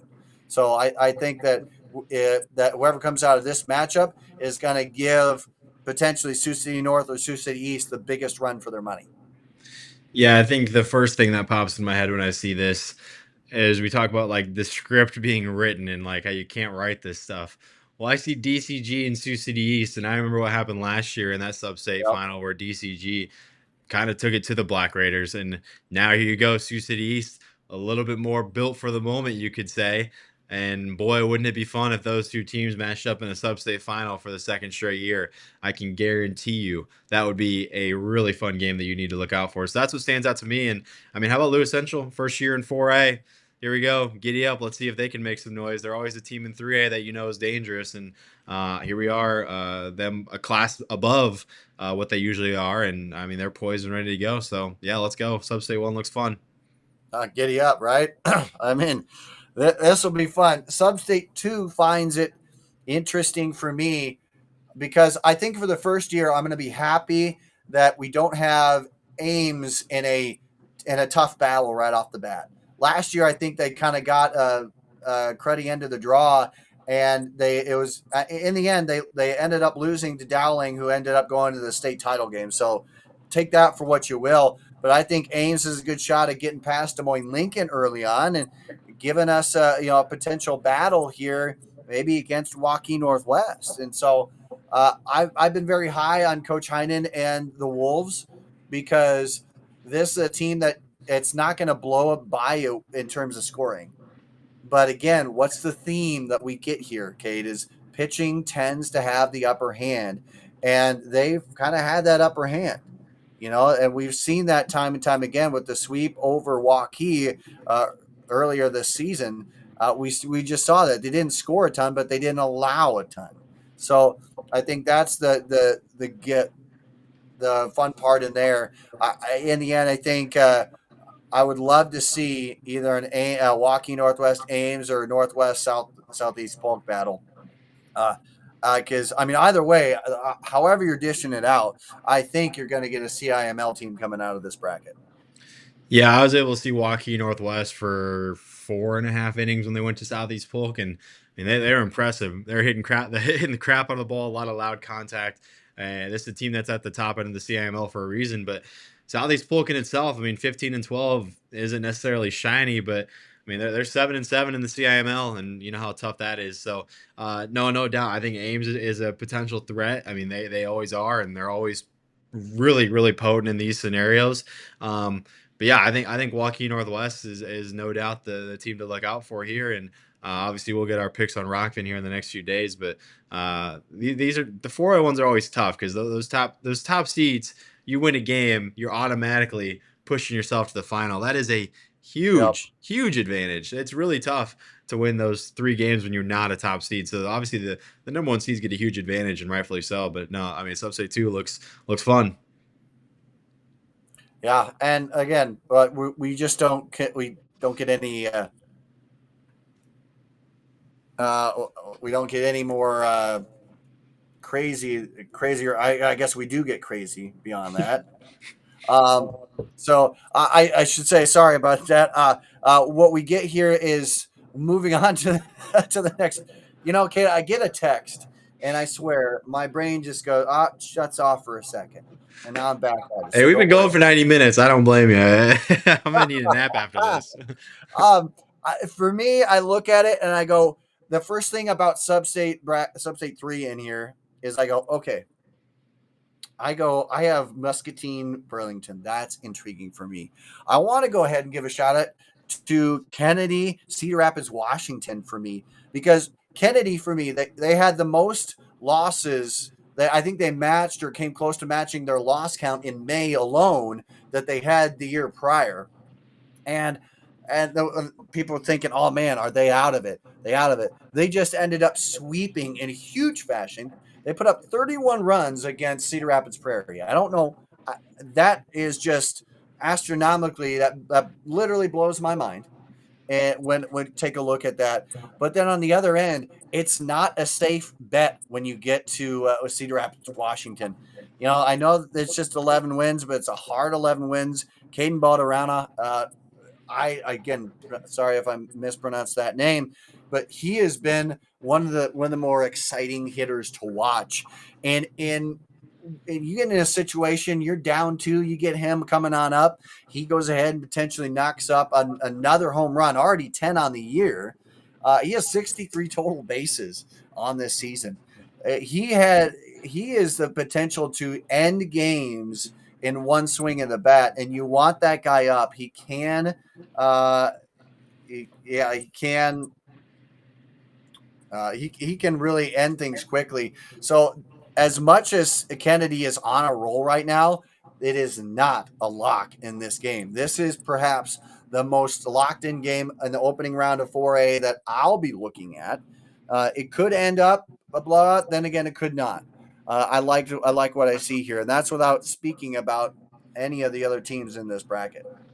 Yeah, I mean, and Buonadonna is their best arm too, so you can bet he's probably going to throw that game. And even Muscatine, they own a sweep over number one Prairie. Thomas Norton has been really fun to check out this year. When he's posting his clips. But Waukee as the one seed, I mean, huge advantage, and for a reason. This team is filled with next level talent, and they've been really good to this point. 18-6. They are in the driver's seat in this substate, as with any one seed in Class 4A with the advantage you get. But I mean, there's no doubt any of these teams in this 2 and 3 kind of play-in scenario, they have the potential to cause some havoc. But I mean, Waukee's been really fun. So Substate 3, just like all the others, excited to check it out. Oh man, I know it. And again, you just get that as you continue on here and move on. I think for me, you talk about the script being written for the DCG and Sioux City East game, but for me, I mean, take a look through this. Johnston has been intriguing for me because this is a squad that they've had the most losses that we've seen out of them, and this was like early on in the season, right? I mean, we saw them against Waukee, and they were tough loss there, but in the end, I think we've seen their first 3-game losing streak of the season. That was at the tail end of May, and then of course again losing to Waukee Valley and stuff like that. But since then, they have been on a roll. They have not lost since the beginning of June, and they. This is a team that again we thought, okay, man, they're going to have a little bit of trouble, right? But no, I think in the final year of Coach Barta, and I mentioned this on the show. If you're going to erect a statue of any coach currently right now, he is one of them. 14 seasons, 7 state title games, 5 titles. The guy will find a way to win. And it is no surprise at all in any way, shape, or form that Johnston is right where we all thought that they might end up being in a number 1 seed. It's not surprising in any way, shape, or form. But I think they might, if we're looking at a pitching matchup, this is a team you've been high on here. I'm going to give some love to Valley, and the Valley Tigers. Their pitching has been phenomenal. Look at their top 4 guys in terms of strikeouts. 3 of them have a sub-1 ERA. This has been a team that's kind of been up and down. I think if their fielding can kind of tighten up just a little bit, this may be the team to walk out of this sub-state, even with Johnston in it. I think that pitching wise, Gosling is, I don't know. You've seen him, but they're so exciting. He's so exciting. Teams barely hitting over 100 against him, and he goes in the CIML. How much better can you get beyond that? Again, and then there's Stedman, who's only given up 9 walks on the season, ERA again 0.78. I mean, you go through, you got guys to go deep.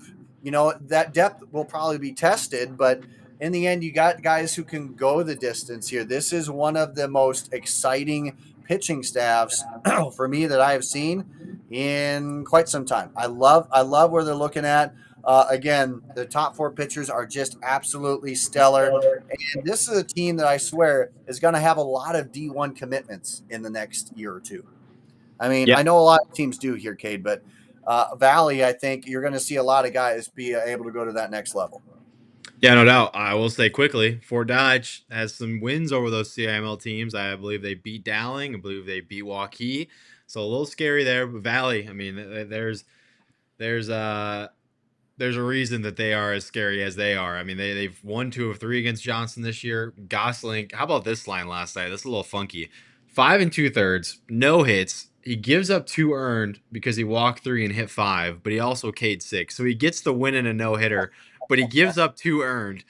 That's just a little funky. But no, Valley, I mean, their top 4 arms are all juniors too, so I know we're not talking next year, but ooh, a little scary. And that Hicks kid, I mean, he's a ton of fun to watch. He's getting high. He's smoking it in the CIML. His average is way up there. But no, I mean, Valley Johnston, ooh, you want to talk about fireworks. Valley, only CIML team right now at 10 wins. They're leading the CIML right now. Boy, what a turnaround would that be. Yeah. Almost like someone had him as a sleeper. No, I'm kidding. But no, Substate, this Substate looks like a ton of fun, and that potential Substate final could be fireworks.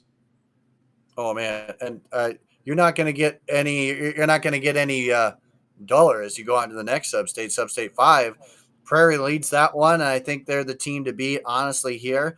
I gotta give some shout out here to Cedar Falls. Maddox Strasburg has been an exciting guy to watch here. He's been able to chronicle a lot of his deep balls, but I mean, 47 total bases on the year, 5 home runs, including a grand slam, and he steps on up. This is a team that's going to be exciting, and we've seen guys just like him. Again, one of them at Iowa right now. We all know who that is, but going through, this is going to be a squad that's not. They're going to be one of the more difficult outs. And I honestly, when they made the state tournament here, Kate, they're in similar fashion, right? They had a few more wins under their belt, but Cedar Falls was honestly, we've seen this play out once. And so I think Cedar Falls, honestly, the right to be a top 2 seed. We'll see. I think they would be a number 1 seed if they were elsewhere, but they get that number 2 seed here, and they've got quite a road to go down. I will say I'm intrigued at the Davenport North Scott game as well. That'll be a fun battle. Yeah, I think most 4A substates, you can kind of point to, your 2 or 3 kind of favorite teams to match up in that final. This is the one where, boy, it's deep. And Prairie, maybe scuffling a little bit as of late. They're picking up some losses, so they seem more susceptible than maybe they did earlier in the year where they looked untouchable.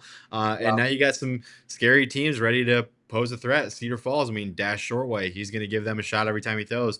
Davenport North, the stars they bring with Brandon Bay and Bryce Pauly, and then North Scott. I mean, Carson Lage, one of the better outfielders in the entire class. So there is star power in this substate, and this is going to be one of those that I could definitely see flipping upside down and kind of going haywire. But these are the ones that really make it fun, the ones that you really have no idea which way it could spin, because this is that.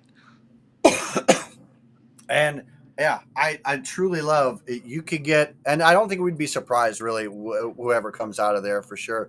But as moving on to Substate 6, obviously Iowa City High at that number 1 spot here, but Indianola, they've been a consistent program. Coach Carlin has just been, they have been consistently rising and rising and rising. And I remember last time they were at state tournament was when it was at Banks, and they had a heck of a year there as well. But I think that the the more thrilling matchup that I see right off the bat is Atumwa and Dowling Catholic.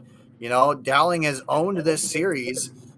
I think back to 2010, they've had 10 wins. I know against them for sure. Just that one loss, but again, in that one loss, coming right about, and it was way back in 2016. It was only a one-run game, and nearly half of the battles between these two teams have been one-run or two-run games. So this will be a very fun matchup because Dowling Catholic last year, they're sitting right about that same mark, and in the end, they go on a run and end up going to the state title game. They don't have the same pitching, but in the end, I think that this could be something that you can't. It's a scenario you can't count Dowling out. Atumwa, obviously, they're a strong team. Haven't had as much from Tucker Long as we've seen in the past. Uh, and yet this guy can still go out and give and do what he needs to do. Still batting 600 up to this point here. But it's going to be tough to kind of get this team out in any way, shape, or form. They have 5 guys over 20 strikeouts, so they have proven themselves to be quite the opponent. And I think the Bulls have a good chance here. And honestly, I would love to potentially see Iowa City High Ottumwa battle. That'd be something I'd pay to see. Yeah, I mean, first off, when I see Dowling get this draw, you think, ooh, they might see a Tucker Long and a Tumwa, if he's still hanging out there and throwing. And I think until last year, who did Dowling draw? They drew Carter Geffrey and Ames right away. They had to go through Ankeny Centennial. I mean, Dowling, I just pulled up their Substate last year because I was curious. 1-0 over Ames, 4-0 over Roosevelt, 2-0 over Centennial. So boy, they had a gauntlet last year and they got through it. And here you go, another really tough draw. You get a Tumwa right out of the gates. You'd be facing some high level arm right there. But no, I mean, Iowa City High at top seed have been consistent. Indianola is kind of the wild card here. Kind of could be the X factor that you could see. Punching their ticket to state, and this is another one of those that you can kind of see. You can kind of see a lot happening here. There's a lot of ways that this sub-state could go. Oh man, and truly, the variety at which you'll have with that, I find is very very intriguing. I think in the end, there's a couple different ways to come out of it. I think in the end, there's good enough pitching, and so I think that you could. I mean, you could easily see anybody kind of come out of this. I think, but anyway, well, we'll see how it ends up, and we'll see what goes on with that, but. As we move on more and deeper here, again, I want to move on to the next sub-state battle, which is in Substate 7. Iowa City Liberty, rightfully so, taking the advantage here. They have the mark, and, this has been a team that's only been in existence here for just a handful of seasons up to this point. 2018 was their first year. But in 22, 23 state tournament seasons, only 2 years in their existence have they not had a 20-plus win campaign. They get it again here. Pitching has been what has gotten this team into the state tournament before. And, I got to say, I think that might be where it ends up getting him, what's going to lead them here in this run if they get there as well. Again, it's not always the flashiest type of thing, but it still does the job and it gets them what they need to do. There's still 139 strikeouts on the year for the squad. Again, I like where they're at. I think they have a good shot at it, but Iowa City West is a team that really intrigues me as well. They've kind of had a little bit of a rough stretch at times. I know they just got swept against Dubuque Wahlert recently here, but they've had some solid wins here. They went toe to toe with Cedar Rapids Kennedy. They've had some good wins. They won once against Iowa City Liberty here, and again they went toe to toe with Prairie early in the season as well. So, that it's a squad that's in coach again. That coaching staff is relatively new after legendary and Coach Stump exits. You kind of wonder what's going to happen there, but they're in great hands. They're going down the right stuff. DeClain Bunn, 418 average. You can't ask much more out of him. And he's the guy behind the dish calling it out. So he's a guy that's going to give a lot of direction, and he's going to be a guy that's going to be very noted. Kyle Cherry is also 31 strikeouts. We saw him last year. He's going to be a guy that's going to put forth a heck of an outing here. So I think that you're going to get, in the end, it's not, I would say, the deepest, but Centennial at 14 wins makes it a very intriguing matchup here. But we've seen Iowa City Liberty come from more of a closer to a bottom seed. Now this is their first time being a top seed. Where does it go from there? I'm very intrigued to see if they can continue their stretch. Yeah, that's what I was gonna add. You usually see kind of Liberty sneaking out of the 2 or 3 hole and kind of being the team to shock people. And here you go. Now Liberty, a little bit more of the target on your back type of thing. So it'll be interesting to see how they can defend that. But it's a team that's always good in the postseason. I got a chance to see Ankeny Centennial in their doubleheader against PV. Was very impressed with them. They played really sound. Will Morris is a household name, or should be in Class 4A. That dude's a stud. But yeah, this one looks like a ton of fun. I'm kind of eyeing Centennial and Liberty as a potential Substate final. But I mean, Iowa City West and Linn-Mar, they're going to bring it. There's no doubt. This one will be fun to follow. Oh yeah, no doubt about that.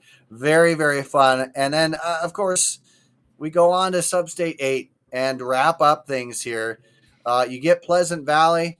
We saw them them scoot their way into the state tournament last year and put up arguably one of the best first round games we've seen in quite some time against Kennedy.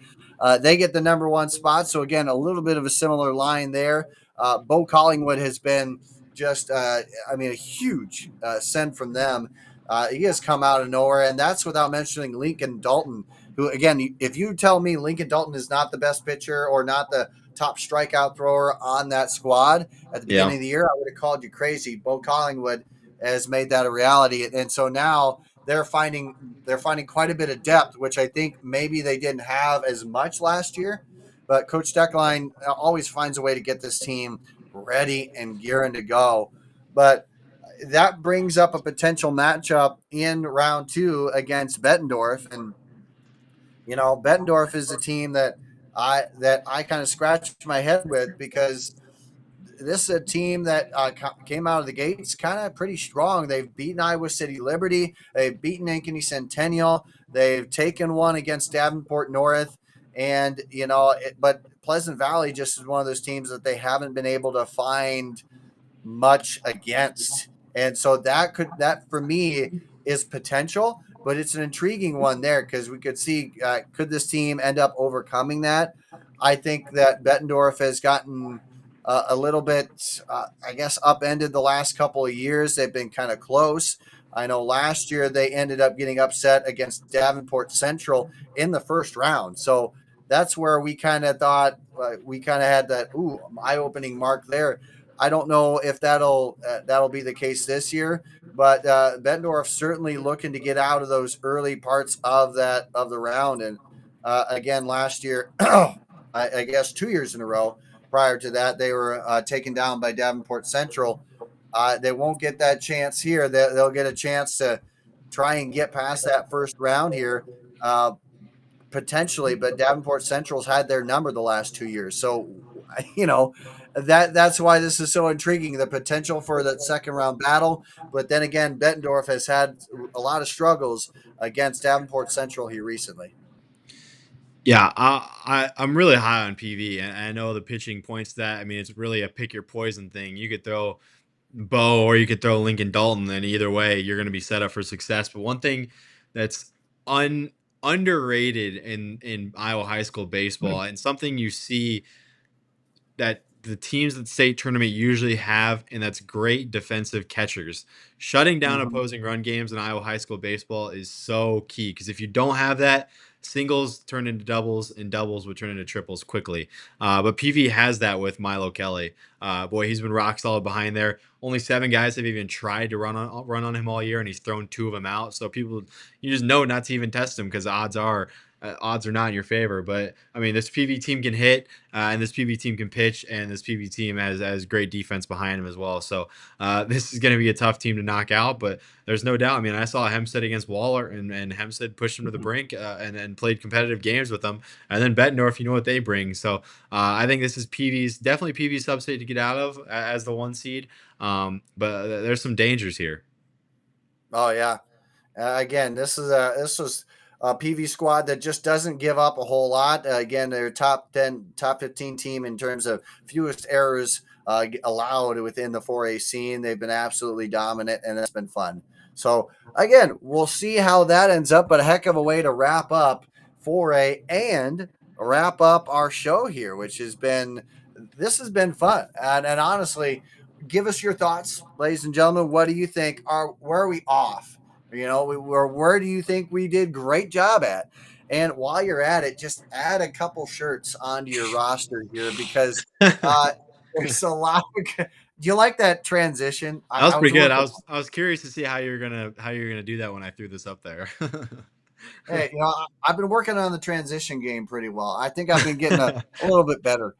But there are 15 different colors. I mean, get out there, and it's a great way to get a cool shirt while supporting what we do and highlighting the players, coaches, and umpires that make this game so great here in the state of Iowa. So please go ahead and get out there. Again, we did all we could to make it just $15. So I think there should be a sales pitch 15-15, because we got 15 colors and then $15 each. Just buy one of every color so that you can figure out which one you like when you get it. Is that? There you go. Challenge accepted. But hey, again, thanks for tuning in to this. It was a grueling one here, but a chance to really dive into it. Again, we will have up on Rockfin. We already have our 1A, 2A teams that we're looking to get out of the sub-state. But again, we'll also have underdogs and more. Get out there, get subscribed, and see what we're looking at. We got 3A, 4A to come down the road as well, but plenty of chances for you to, again, get more involved in what this season has to offer. So get out there, make it happen, and let's have some fun together. But in the meantime, however you can support us, whether it's shirts, whether it's subscribing on the great content of Rockfin, however you got to do that, make it happen. But Cade, man, we did it. We got through it. It's rocking, and I know that in the end, we could look like complete fools at the end of this. And you know what? I'm looking forward to the potential of having all of my thoughts turned out on its end. Yeah, I was gonna say that's why I'm glad our official picks are on Rockfin for our subscribers. Because if you're gonna give me crap, I'm glad you're the ones helping and supporting us. So I think that's a great incentive. You can give me all the crap you want. I'll gladly take it. I know Andrew will. And odds are we are not correct in this stuff, but it's fun. I mean, this was 2 hours. I think I'm gonna title it the Extravaganza, the marathon, because it really was. But hey, when you think about it, we only get to do this once a year. I mean, it's playoff baseball. It happens once a year. And not to make everybody sad, but 1 month from today is the state titles. 1 month from today, Iowa high school baseball will be over. Not to dampen the mood. Everyone can have a great Wednesday, Thursday, whenever you're watching this. But cherish Iowa high school baseball while you can, because we're gonna blink and seasons are gonna be ending, and that's never fun. And it is fun crowning. It is fun crowning our state champs, but it's never fun seeing a season come to end. And it's gonna be like that soon. So go out and enjoy a game, and support Iowa high school baseball. Support your local programs, and let's have a great postseason. There's no other place to check out all the stuff than IA Baseball. All socials, we got you covered. Scores, highlight, you name it, we got you. It is all there. Everything is covered. And hey, let's go out and have some more fun. But thanks again for tuning in, ladies and gentlemen. Again, catch High and Tight, which is already up there. Some thoughts, highlights, and more. Some great videos. And as always, get your votes in, your nominations for Performance of the Week, Player of the Week. Doesn't matter the stat line. Give it to us. We want to see it. And again, you got to vote. Sundays/Monday, your chance to get in there and vote. You got to go to Facebook, iBaseball on Facebook. That's how you get that done. And again, we'd love to highlight you there as well. But for Cade Nissen and myself, Andrew Brown, thanks for tuning in. And until we see each other next time, Stay safe on the base paths.